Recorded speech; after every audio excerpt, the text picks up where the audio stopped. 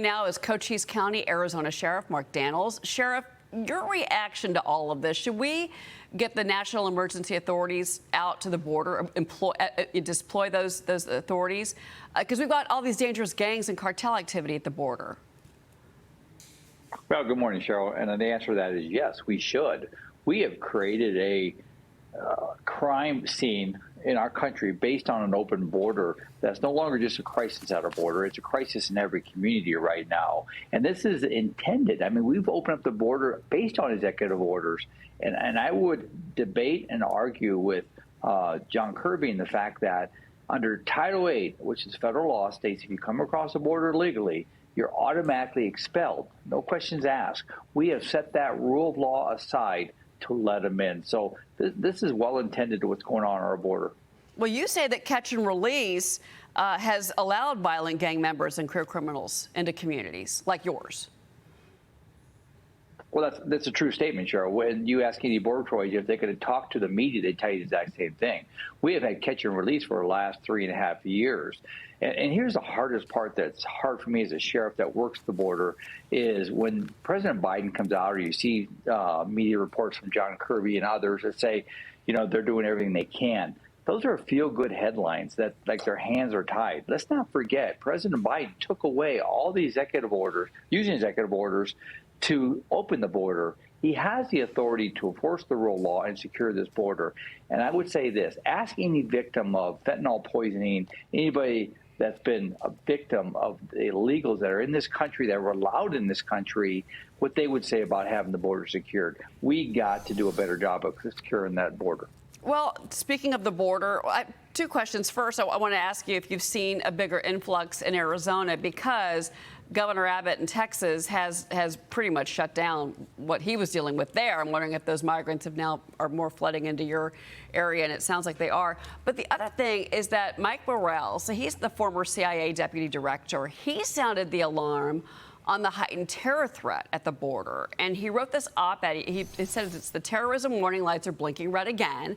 And he says the stated intentions of terrorist groups, the growing capabilities they have demonstrated in recent successful and failed attacks around the world, point to an uncomfortable but unavoidable conclusion. The U.S. faces a serious threat of a terrorist attack in the months ahead. And John Kirby admitting the White House is watching. Listen to him.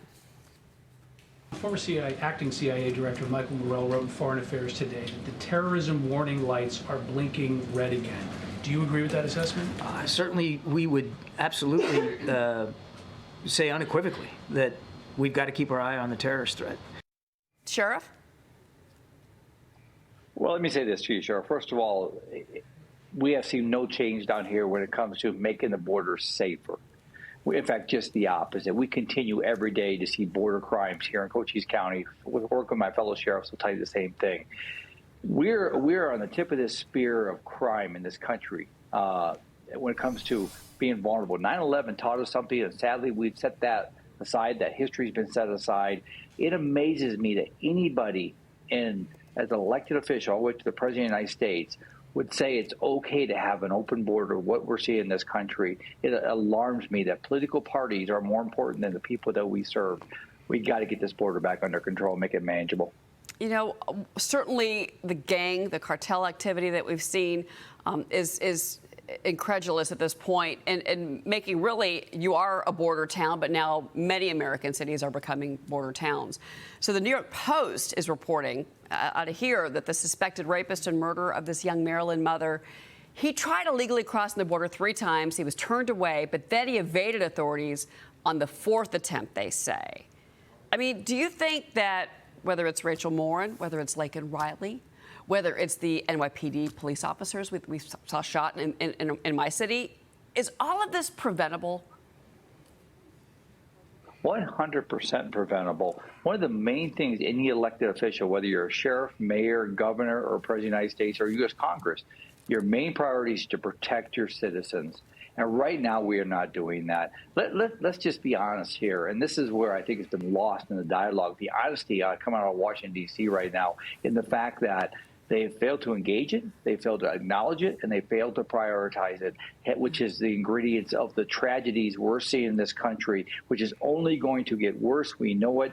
the almost 2 million gotaways, that's nominal number. The people that we've allowed in this country that we can't vet for criminal histories are only, what we're seeing is just only the tip. It's only going to get worse. And I cannot believe we're not united on that. My colleague Joe Pinian's got a question for you, Sheriff. Sheriff, to that particular point, obviously, it appears to most people paying attention, the increasing number of people on the terrorist watch list that are being apprehended coming across our border. We remember that it was basically just a handful of madmen that took this country to its knees on 9/11, and we made a vow never to forget. From your perspective, looking at what has happened there on the southern border, from the DOJ suing the state of Arizona for the shipping containers, the DOJ suing the state of Texas for putting up the buoys, how is it possible that somebody like John Kirby stands up there with a straight face and tries to place the blame for the unmitigated disaster on somebody else?